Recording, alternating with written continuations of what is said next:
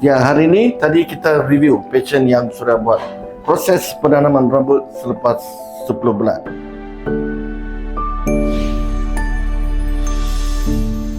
Okey, sekarang sudah 10 bulan dan rambut yang kita tanam di sini semua sudah naik dengan elok. Kita boleh nampak di sini.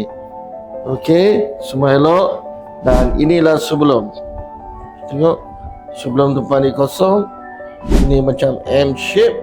Sekarang sudah tidak ada masalah itu lagi. Macam inilah tempat yang kita tanam. Inilah hairline. Tempat ni kosong. Sekarang sudah penuh. Dan di kawasan sini, inilah garis hairline.